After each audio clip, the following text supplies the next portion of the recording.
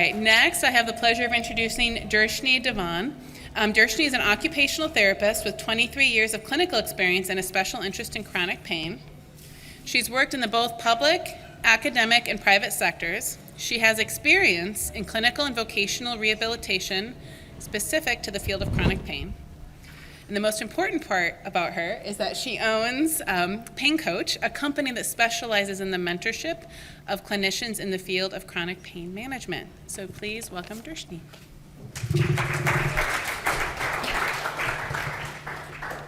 Hi, everyone. So I'm talking about a really interesting concept, and I think this morning and yesterday we've heard a lot about injustice, specifically from Joe, who I think has earned every right to talk about injustice, by the way.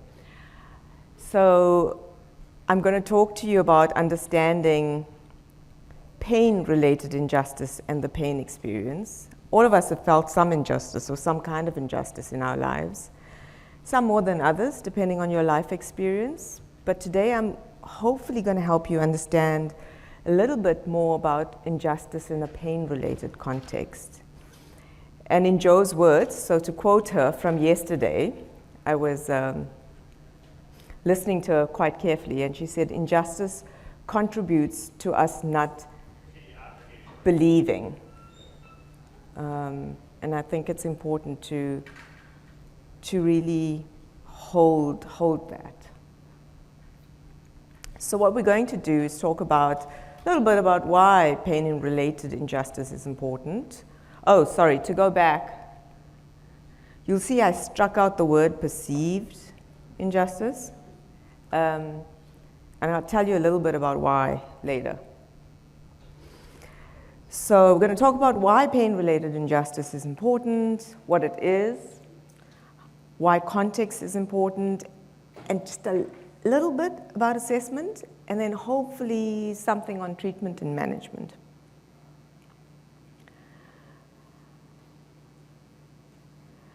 So why is pain-related injustice important? Why would it be important for us as clinicians? Why is it important to understand?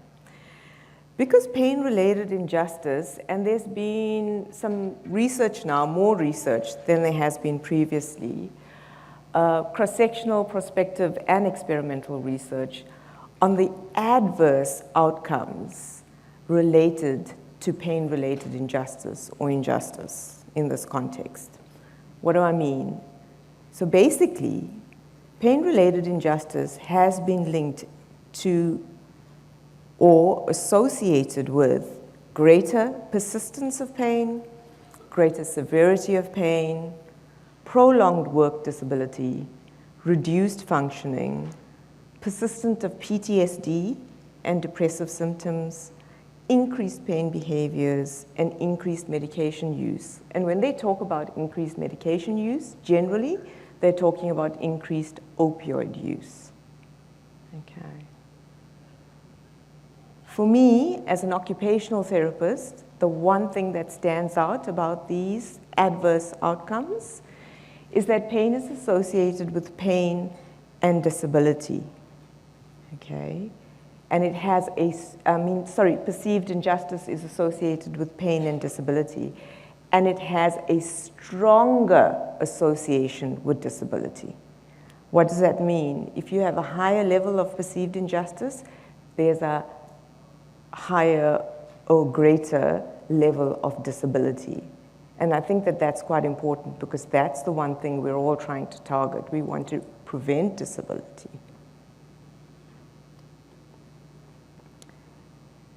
So now we're going to talk about the second reason why perceived injustice is important.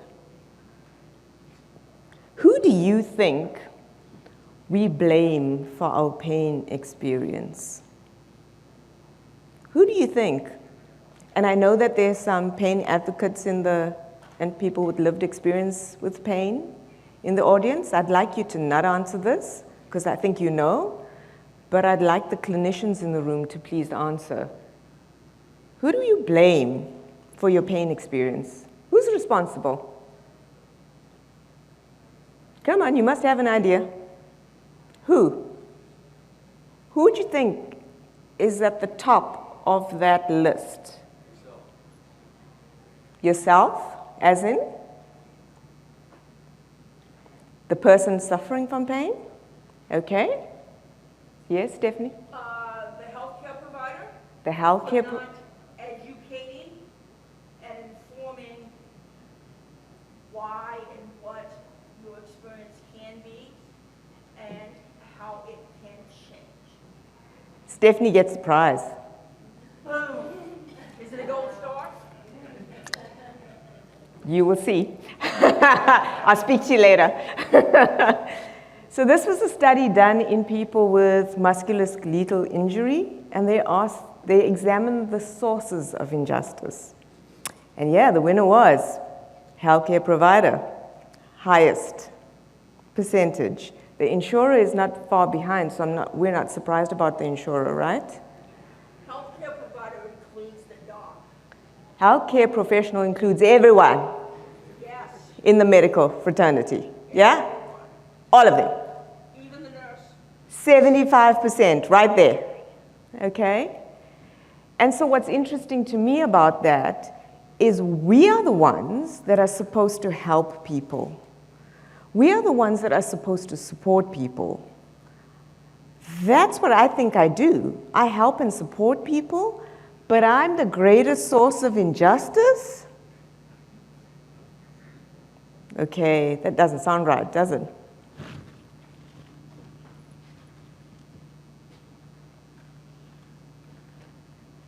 So why else is pain-related injustice important? Because it affects our therapeutic relationship. So this was a study done in people attending a multidisciplinary team program with musculoskeletal injury. And basically what they found was that injustice was negatively associated with the quality of the therapeutic relationship. What do we mean? The ratings of injustice were higher and correlated with poor therapeutic relationships, basically poorer ratings. So if people felt high levels of injustice, they were also telling us that they had poor therapeutic relationships. The therapeutic relationships didn't work for them, okay? Why is that important? That's really, really important because I don't know about you, but as a clinician, for me, my therapeutic relationship is everything. If my client doesn't trust me, doesn't believe in what I do, doesn't think that I can help them, and we don't have a strong therapeutic relationship or working alliance, it doesn't work. It really doesn't work. So let me tell you a story. I had a client who had severe pain, back, neck, arm pain, shoulder pain, from being in a car accident. And he came to us and the team I was working with through, unfortunately, a medical legal process. There were lawyers, insurers, funders. It was messy, okay? But he was quite dysfunctional, had a lot of loss of roles, couldn't even be a dad anymore in terms of looking after his child, etc. And we really felt that we could help him, and we tried. We tried for a long time to help him, and he would get better. So there'd be a few weeks, and he would get better, and we were like, "Oh, we're making progress. He's gaining function. We're going to get there, etc." Back to baseline. Okay, so we kept going back and forward, back and forward, back and forward, and we just didn't make any progress. No real progress, actually, for him in making his life more functional or helping him. And in the end, we had to say, "We're sorry, we can't help you anymore. We haven't been able to move you from where you were, and it's been 6 months. We have nothing else to offer you." And the reason I tell you this story is because he had a significant level of injustice, and he was very angry. He was so angry. He was angry at the system. He was angry at his treating team. He was angry at the insurers. He was angry at the lawyers. I think he was just angry. He was angry at the other driver. He was angry that it happened. He was angry that it couldn't work. There was a hell of a lot of anger and perceived injustice. And later on, I'll bring him up again because I do think we could have done things differently, but we didn't. So this anger thing, it's quite significant, yeah? It's an emotional reaction to experiencing a situation as unjust. You want to act to undo the wrongdoing, okay? And research shows that 70% of individuals with persistent pain experience anger. It also shows that acceptance, depression, pain interference, and anger actually mediates the association between pain-related injustice and those adverse outcomes. Okay, so anger is really key to the injustice experience. And there's a bidirectional positive association between anger and pain. What does that mean? The more anger I have, the more pain I have. The more pain I have, the more anger I have. Can't win, yeah?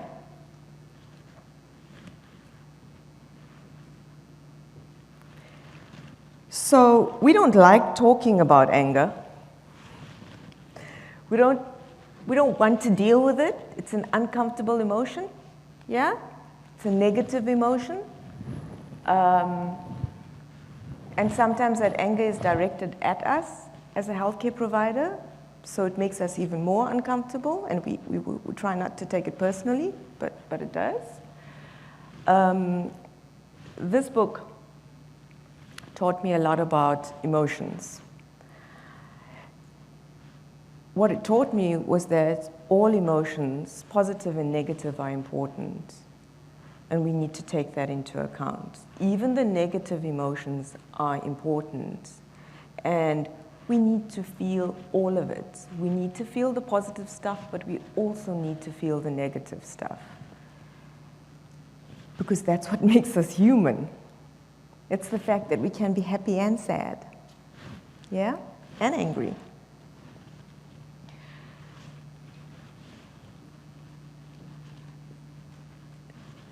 So I brought you a gift. You finally get to see what the chocolates are about. Please take your chocolates out of your pouch. Hold it up high. Whatever's in your pouch, I want you to take it out and hold it up high. Show everyone what you've got in your pouch. Yep, everyone, up there, up there. Yep. And then look around at what everyone's holding up. I want you to look around at what everyone's holding up.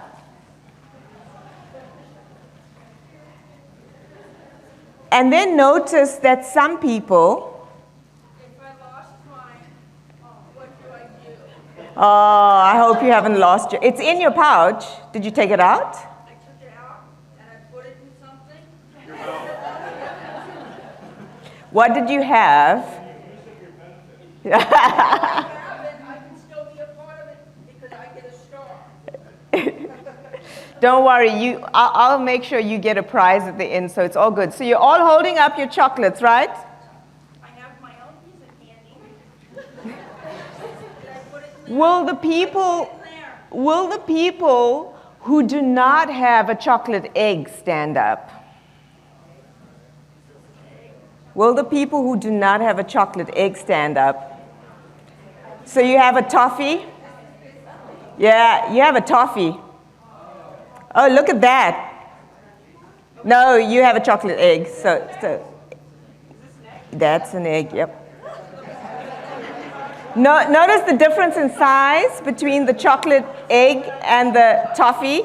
Has everyone noticed the difference in size? Yes. How do you feel? So can I ask the people with the toffee, how do you feel about your gift? Everyone want to share? Yeah, I need them to share. I do want them. Yeah, the lady in the second. He's like, it's fine. Yeah? Well, it's smaller, but it's Cadbury, so I feel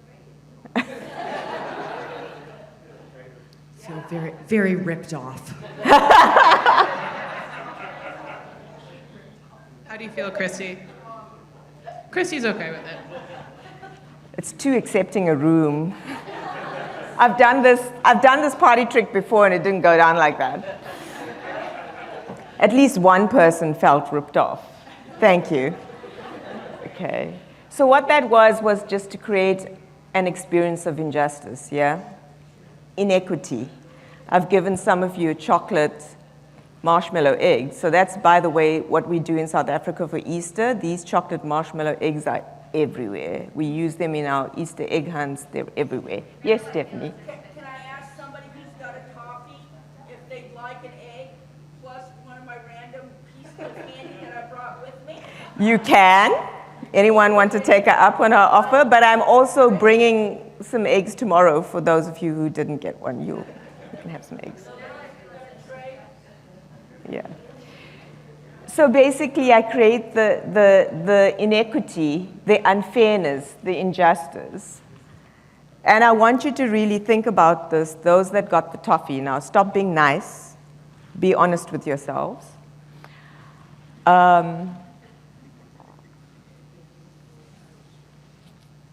What did you think when you discovered you had a toffee and everyone else has got a big chocolate egg? Did you have this moment of like, what is going on here? Why is my gift different from everybody else's? Yeah? Do you have that moment where you maybe thought, this is different, this is weird. Why don't I have the same as everyone else? Yeah? So there's a cognitive component to the injustice experience. We think about it. We have thoughts about it. Yeah? There's also an emotional component to it. We feel, this doesn't feel great. Yeah? I'm feeling maybe a bit sad, a bit angry, a bit irritable, a bit annoyed. Like, why can't everyone get a chocolate egg? What's the problem? Did she run out of chocolate eggs? Okay. And then there can be a behavioral response as well. So I've had people previously tell me, I go, so, you know, what would you want to do after you discovered you got a toffee and everyone else got a chocolate egg? They were like, we're going to go and steal someone else's chocolate egg. We're going to take it. We deserve a chocolate egg. We want one. Okay? So the injustice experience actually has three components. There's a thinking part, there's a feeling part, and there's actually a behavioral component as well. Oh, sorry. That's my animations. Oops. So what is it exactly? So these are the four components for injustice or pain-related injustice, but I think it applies to other injustice experiences as well. So there's a negative appraisal, okay? We're unhappy. This is not a great space to be in when we feel this injustice. And then it's about loss. It's about pain-related loss. It's about the severity of that loss, the irreparability of that loss, okay? We lose so much when we have pain. We lose our roles, we lose our identity, we lose our independence, we lose our financial security sometimes, we lose our social interaction, okay? We lose a lot. There's a lot of loss associated with pain. And then we have to blame someone, right? The healthcare worker, the treating team, the other driver, the employer that does not want to employ me anymore because I can't do my job. Yeah? So there's blame. And then there's a sense of unfairness. Why me? Why did this happen to me? Why now? Why do I have to suffer?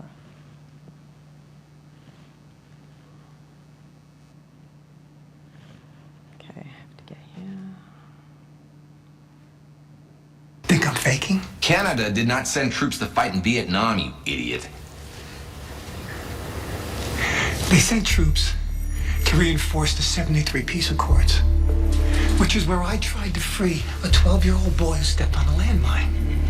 36 years later, every second I feel pain in my hand like I'm still grabbing that boy's arm, even though my arm isn't there. So no, I'm not faking it. Oh. Yeah? Sound familiar?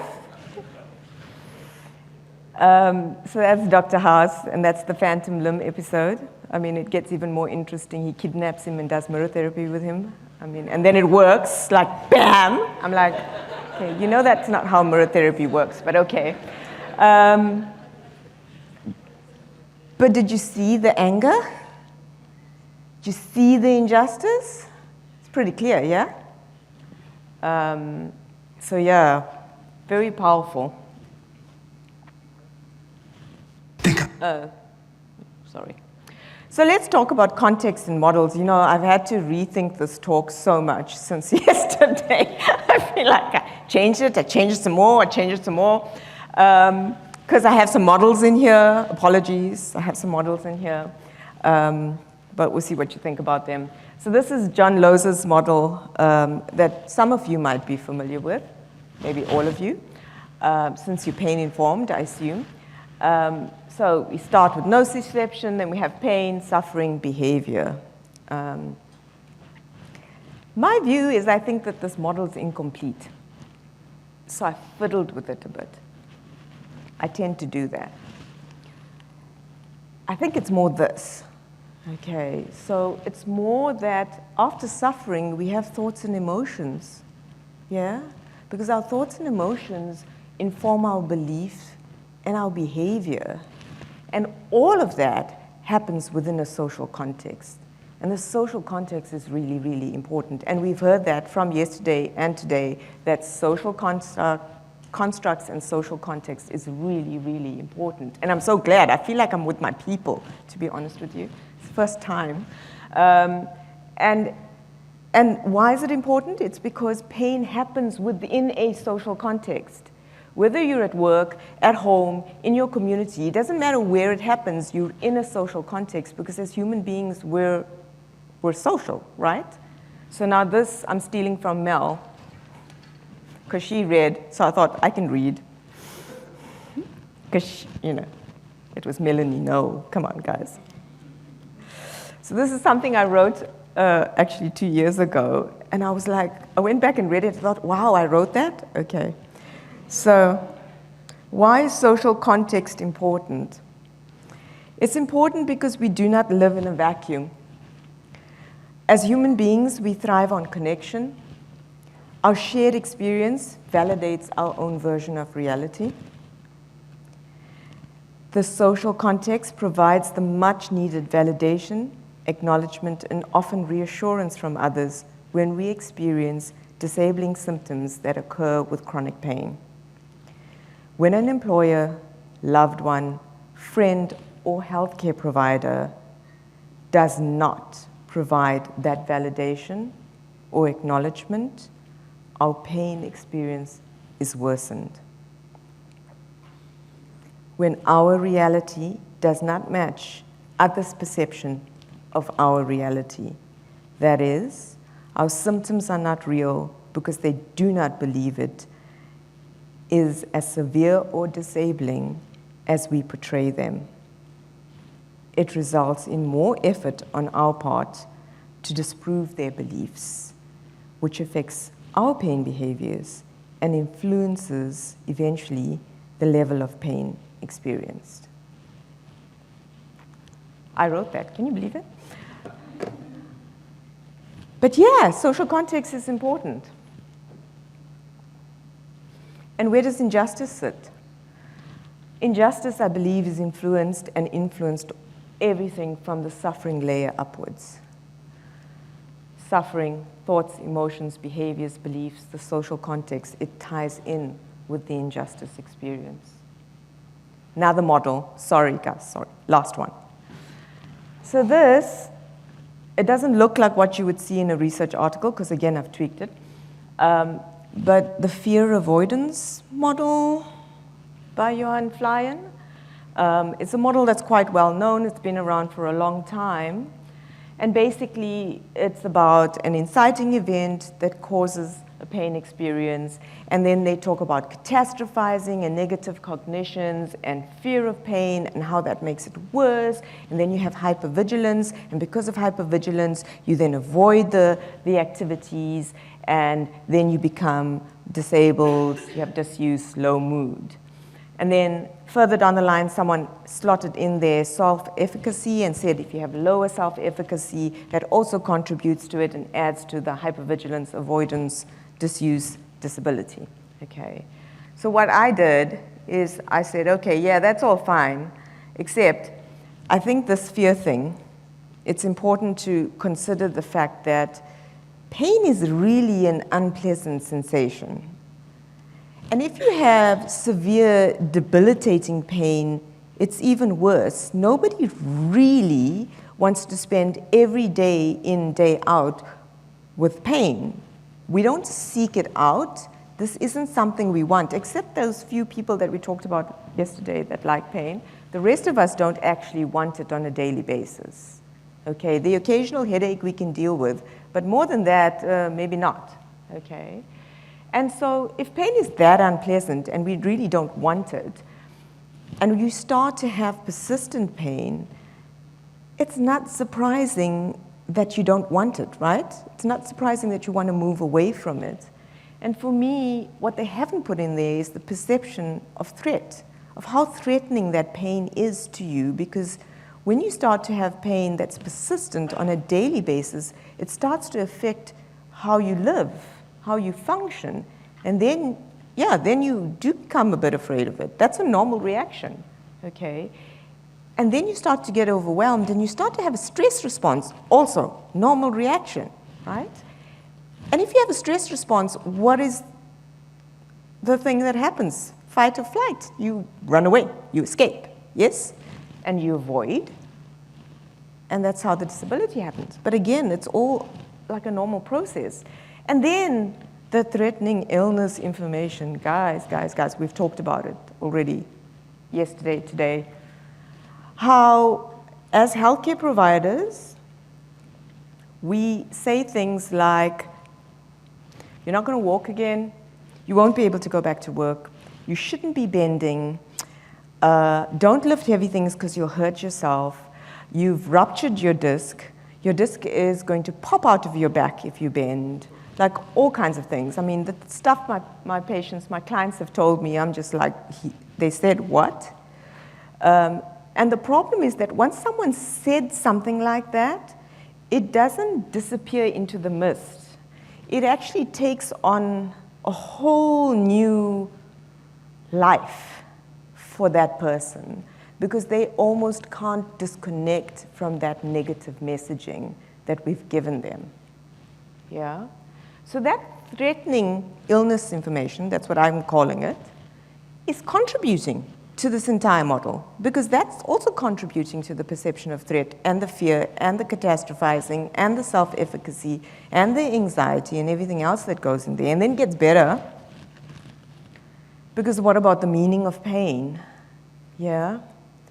If I have so much pain that I can't work, that pain takes on a different meaning, particularly if I'm a breadwinner and I have 3 kids that I need to support. Yeah?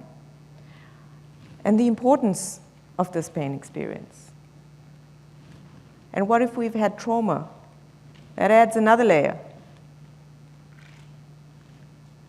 And then there's our beliefs about pain, there's our expectations about pain, there's our expectations about treatment, there's pain-related injustice, which contributes to our pain experience. There's stigma. Okay? I'm sure there's more that can go on this slide, but it's not so simple. That model, that fear avoidance model, we need to add all these things. We probably need to add more to it. Okay. So when do we know someone is experiencing injustice? So the anger.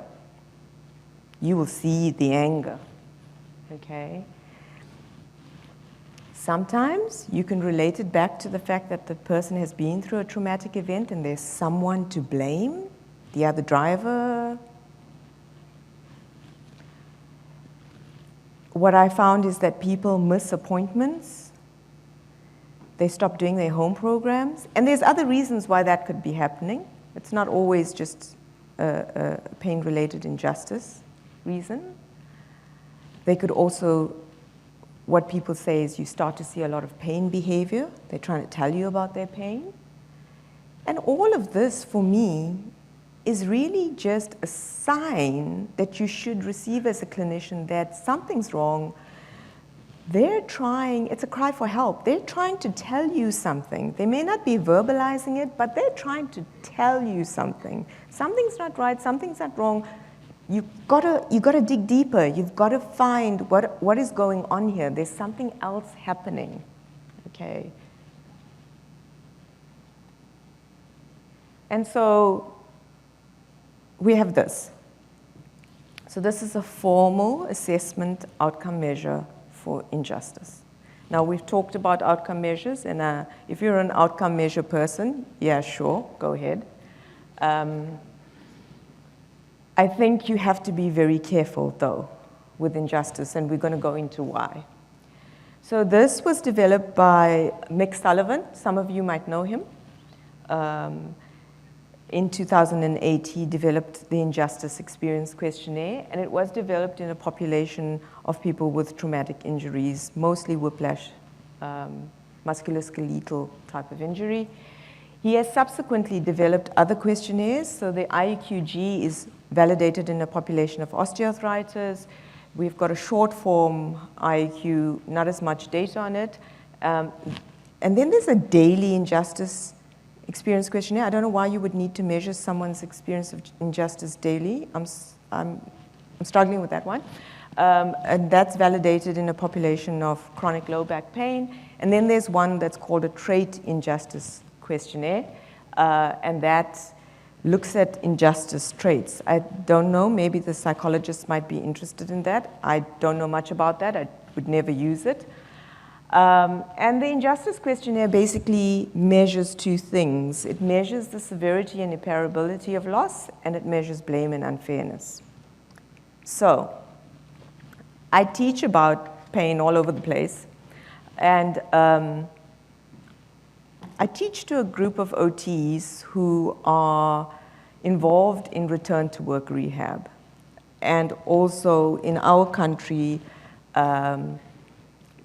we do a lot of what is called functional capacity evaluation. So the OTs would know, I don't know if the rest of you do know about the functional capacity evaluations. It's usually a really long assessment, 20-page report comes out the other end that says that this person has the capacity to work or not. Joe, you might know this from being in the workman's compensation system. So it's usually insurers or funders that are requesting these types of reports.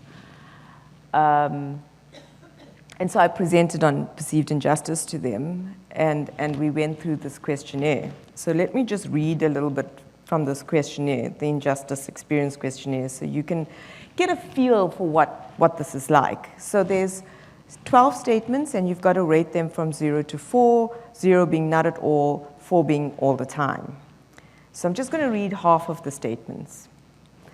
I am suffering because of someone else's negligence. No one should have to live this way. I just want to have my life back. Nothing will ever make up for all that I have gone through. I feel as if I've been robbed of something very precious. I am troubled by fears that I may never achieve my dreams. So what do you guys think about that questionnaire? Would you use it? Who'd use the questionnaire if you had to do a formal medical legal assessment and you needed to measure someone's injustice? Who would use the questionnaire? I see some serious faces. Tell me, why wouldn't you use the questionnaire? Or why would you use the questionnaire? Yes?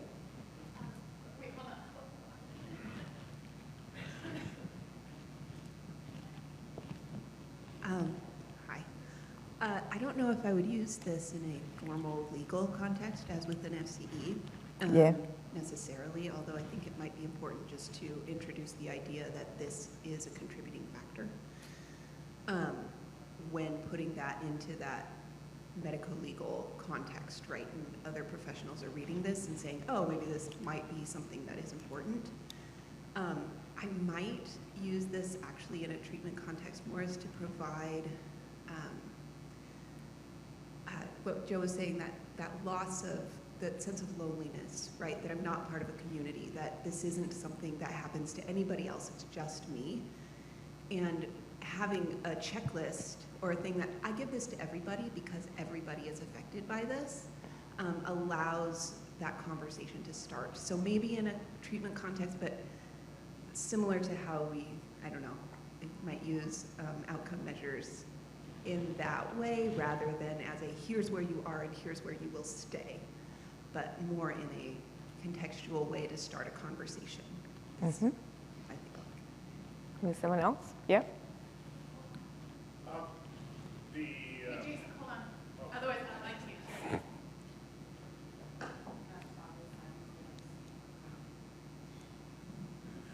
So I did a quick search on ResearchGate, and so you have validation of the injustice experiences questionnaire in a heterogeneous trauma sample cited on here, and then validation of a daily injustice. I've noticed that, but I see listed that there's been a number of additional versions in different languages, but Yes. also Yes. tailored to specific types of populations, whether it's either the type of trauma that they've experienced or health conditions and that sort of thing. So at this, but in my profession, I work primarily as a massage therapist. And so when people, I see people that fit all of these different types of patient populations. But one of the things that I've noticed is that a lot of times when people come to a facility like mine, they're not expecting to spend a long time filling out a bunch of paperwork. And this is the sort of thing where if it's done immediately prior to their session, could be stress-inducing.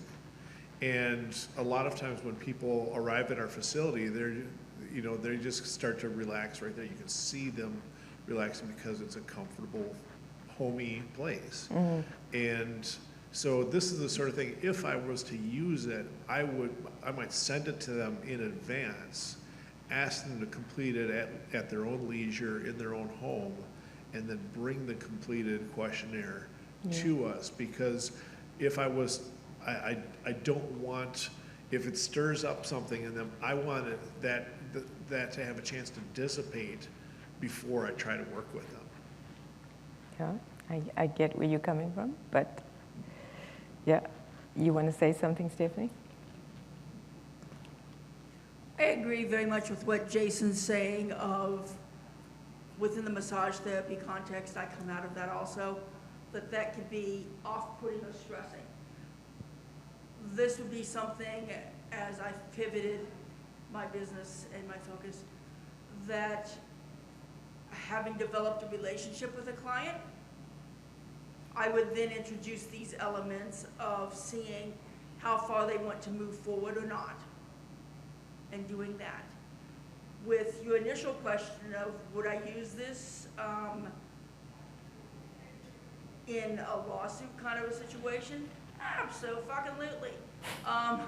If I had somebody who had a high-powered job or had a very influential job and was the breadwinner in the family, I would be pulling this out and I would be getting them as early in their process as possible to articulate these, because that's punitive damages. And that is what's going to sustain them while they continue to work on these over time to be able to support and take care of their family, which is another big, how am I living up to the obligations that I have in the culture? I can't just leave everybody hanging. Yeah, yeah. So for that, I would. Yeah. So for me personally, and that's just my opinion, is I would not use this as a once-off questionnaire in any context. So you would only use this in the context that I would use it in the context that she said, where we're actually administering it, but then exploring the responses and investigating and going deeper in terms of what comes out of that. But I have to caution therapists because it's very tempting to use this questionnaire because the IEQ, if you get a score of over 19, it correlates with occupational disability. So you can basically say that someone's at risk for not returning to work. And they all want that, right? They want to put that number and that stat down. And no, just no, it's not okay. It's not okay to use a questionnaire like this and evoke these emotions, evoke this experience, and then drop the mic, walk away. I'm never going to see you again. You just came in for an assessment. Not okay. It is not okay, guys.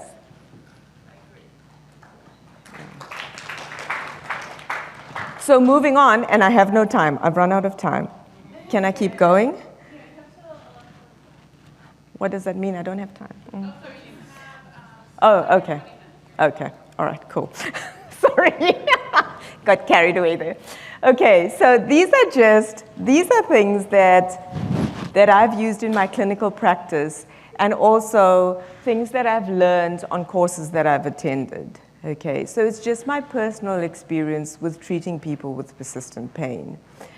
There's not a lot of research for everything here. There's some research. So take it, use it, don't use it.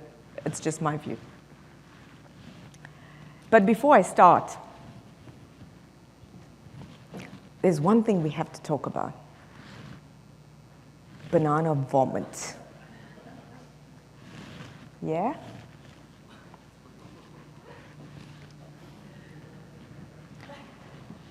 So your memory has changed.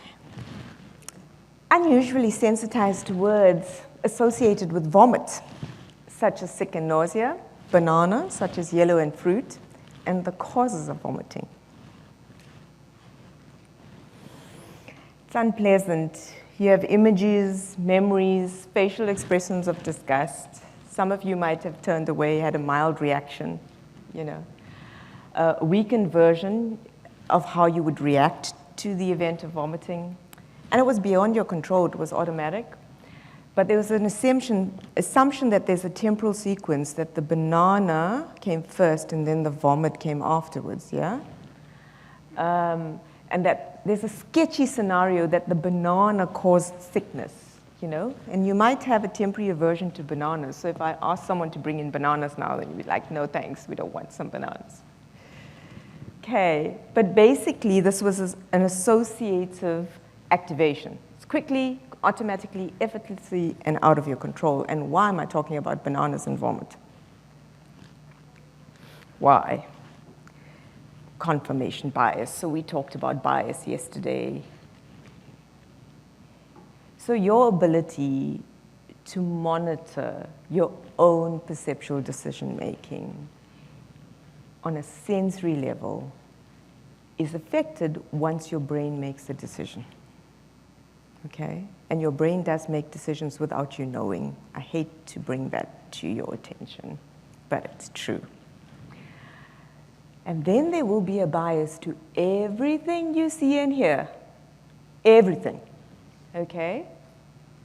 And your brain will seek out information to confirm your bias and evaluate any evidence it comes across it differently. So once you've made up your mind about something, whether it's consciously or subconsciously, everything you do is going to be affected by that. So I know you've all had this patient. I used to be a hand therapist, by the way. So before I became a pain person, you've had this patient, comes in.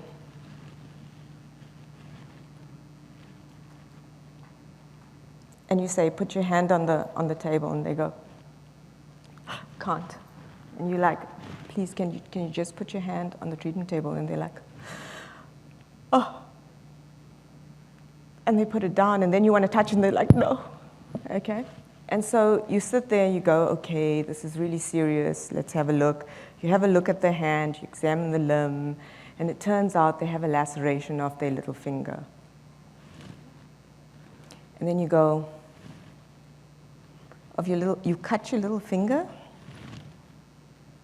and your brain goes, oh, it's another catastrophizer, rolling your eyes, going, like, really?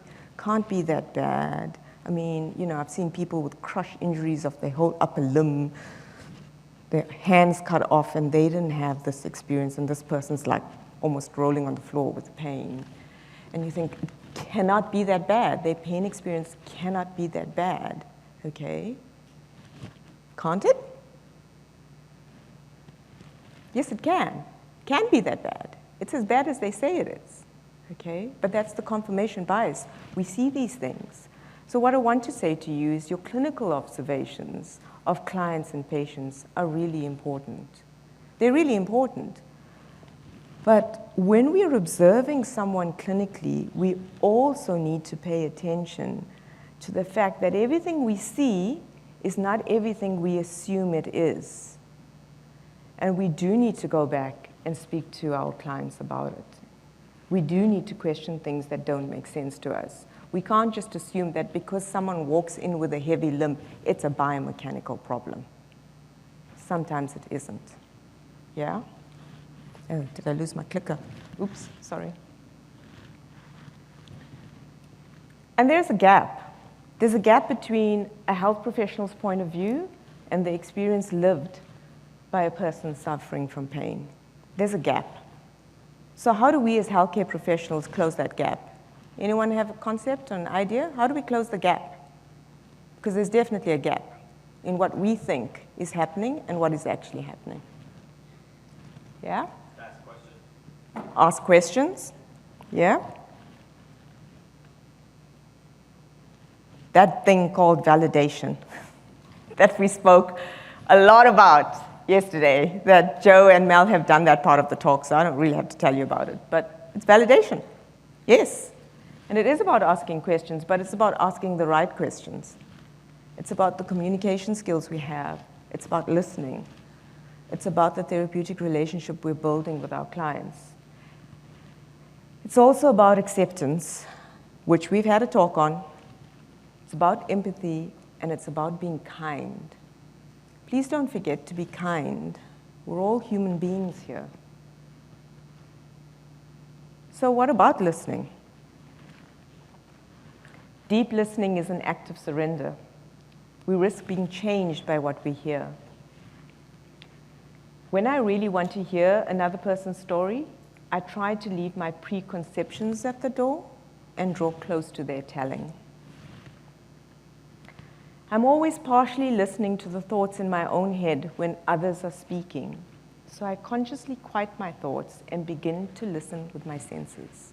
So how often do we do this? And we spoke about this yesterday. We have to get out of our head.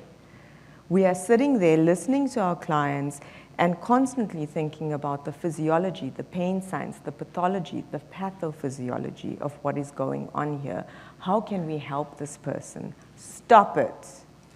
Stop it. Listen.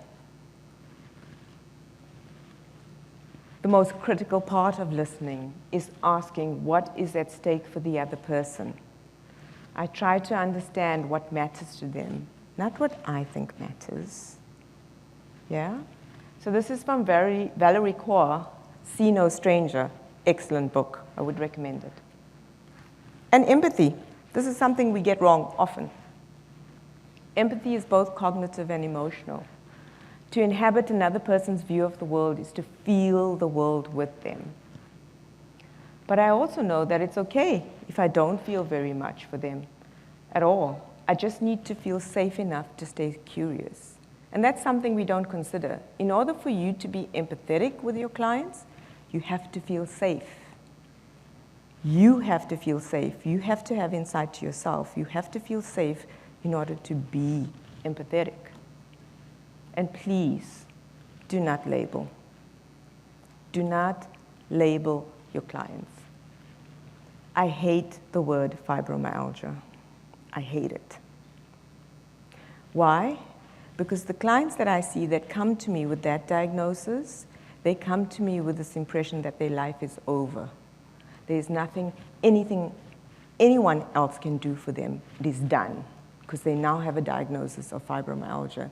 And you know what the scary thing is? I get so many people referred who actually do not have fibromyalgia. That's the scary part.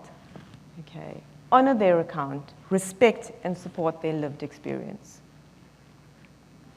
So motivational interviewing I have included because it's a good communication skill, and yeah, it's a skill. My issue with motivational interviewing is I've done courses, I've practiced it. It's not so simple, and it's not an easy skill.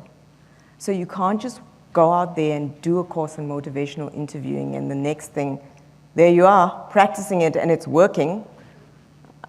Doesn't work like that, not in my experience. Maybe it works like that for someone else, but not in my experience. For me, it's more about meeting them where they are, understanding where they are, and accepting where they are. And then social support. So we talked a lot about social context, et cetera, et cetera. So this was a study done in people with pain and HIV. And what they found was there was significant association between injustice and pain interference, but it was moderated by low social support. So if people weren't getting social support, they then had more injustice and pain. If they got more social support, that improved the injustice and pain. And the pandemic taught me a really important lesson, that loneliness is a really dark place. Yeah. And this book saved me, actually. It's a book by Vivek Murthy, and it talks about loneliness, it explains it, but it also gives you ideas of how to work through it. I'm a big fan of social prescription. Those of you from the UK might be more familiar with it. It's something that was introduced in the 1980s. So you actually go to your doctor and he prescribes social activity as part of your healing process. Isn't that a brilliant idea? Instead of opioids. So it's also according to your preferences, goals, needs, local availability, all of that. But isn't that a brilliant idea, guys? Yeah? People with pain are socially isolated. They stop working, they stop interacting, they stop being with their friends and family, they stop doing their hobbies. They're lonely. We need to look at social support and pay a lot more attention to it. So this whole biopsychosocial approach that we keep talking about and have been talking about for years, but nobody practices, by the way, the social part of that, everyone ignores. It's a really important part. I think maybe the most important part, I'm not sure. And then if you talk about social, you have to talk about group therapy. I did my master's in a group intervention. I tested a group intervention in people with pain and HIV. And I have to tell you that it was amazing to see how the group dynamics, the social learning, the peer support, the social support that they got from just being in a group for 6 weeks, how that changed people and their outlook on life. Yeah? One of the things is that if we don't provide or point them in a positive direction, they will find or create their own social connections. Yes.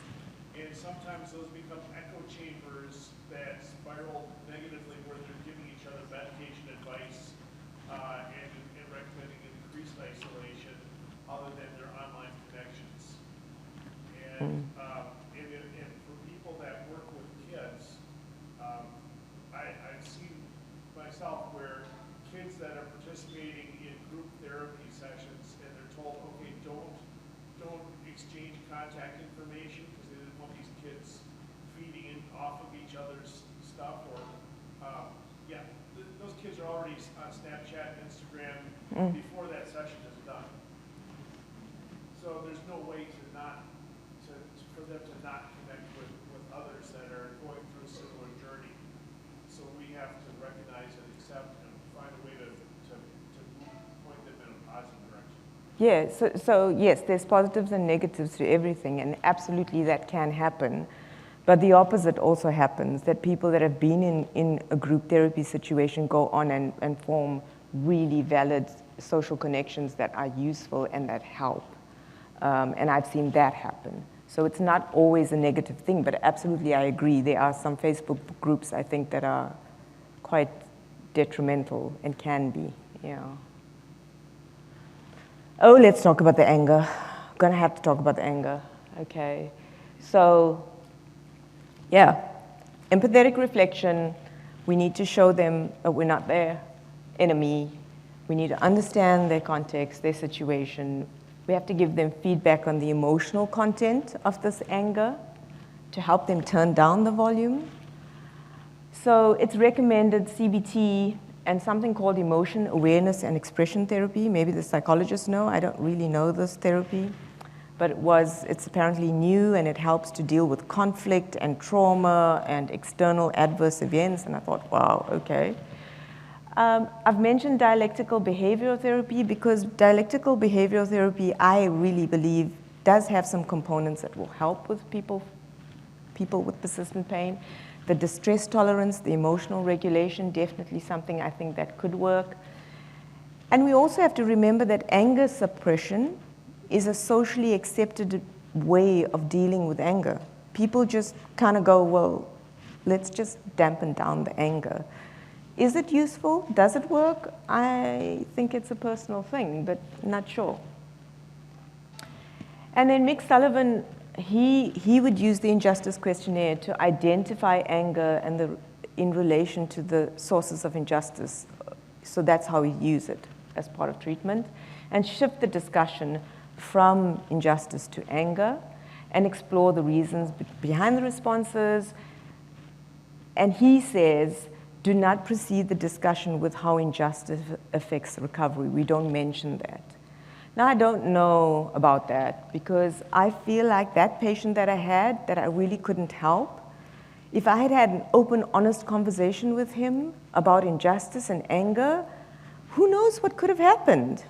But we stayed completely away from that because everyone was so afraid about talking about it because of all the medical legal nonsense that was happening. But if we had spoken about it, who knows what could have happened? I can't say that it would have changed anything, but I'd like to believe that maybe it would have. So then the other stuff that we do, yeah, the MDT programs. This one actually didn't show bad results, but most intervention research shows only a 5 to 11% reduction in injustice in treatment. It's not really working. Mick Sullivan, he reports better results with the progressive goal attainment program. I don't know if anyone knows about it, but I'm very happy to talk about it if you find me later. So I've used this. It does work, but I think you have to choose very carefully the clients that you would use it with. And it's basically a goal attainment program that focuses on activity, exercise, and not on symptoms, more on disability. So again, someone mentioned self-management yesterday, so I had to strike it off. And call it rather independence and functional recovery. And you know, for me, it's about helping someone believe that they can do, yeah? Managing their beliefs and expectations. It is about acceptance, it really is. What is happening in their context and in their environment. But we have our past experience of pain. We have the complexities, the comorbidities, the diagnosis, the prognosis, the illness or health information that we're getting, and sometimes the treating team's approach that isn't great. For me, it's about understanding the pain experience and actually getting people to achieve their functional goals. Please don't be a Dr. House. Please, please, please don't. And we will have challenges and barriers.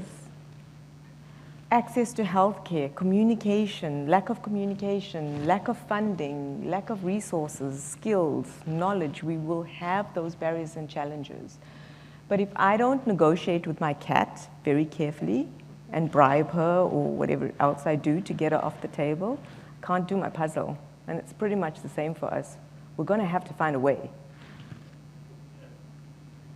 I love this picture, and I use it very often when I teach about pain to my clients and clinicians. Our plan and our client's plan is straight, right? They start at A and they're going to point B, and this is what we think is going to happen. We're going to start this rehab or treatment process, and we're going to get better. That's what happens. But it's more like the bottom picture, right? We have to go through valleys, climb some hills, cross some bridges, row a boat maybe, walk a tightrope, there's some bad weather on the way, but we will get there. We will eventually get there. But it's not easy and it's not straightforward. So what do we do for pain-related injustice? Stay present, deep listening, empathy, acceptance, understanding our own emotional reactions and bias, validating their emotional distress, anger, and pain experience. Please provide some social support or help them find the social support they need, and walk side by side in the journey of recovery. Not in front, pulling them towards where you think they need to go, or behind, pushing them where you think they need to go, next to them. And rather than trying to solve pain by eliminating, we must learn to listen to it and manage it. It's hard for us when we've been trained biomedically, but it only requires two things. Time, take the time with your clients. And the second one is acceptance. Acceptance that we don't know everything. Acceptance that we can't solve or fix everything. And acceptance that we have to listen to our clients because they can help us help them get better. Thank you.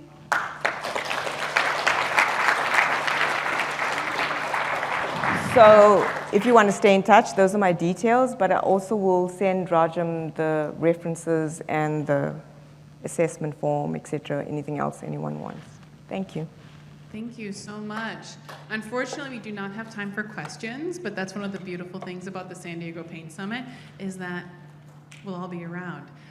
So we're going to break into lunch. Lunch is officially on the schedule 11:45 to 12:45. 12:45 is the start of the drawings, where you must be present to win. Sorry. And so if you're not interested in winning and would rather have 15 more minutes,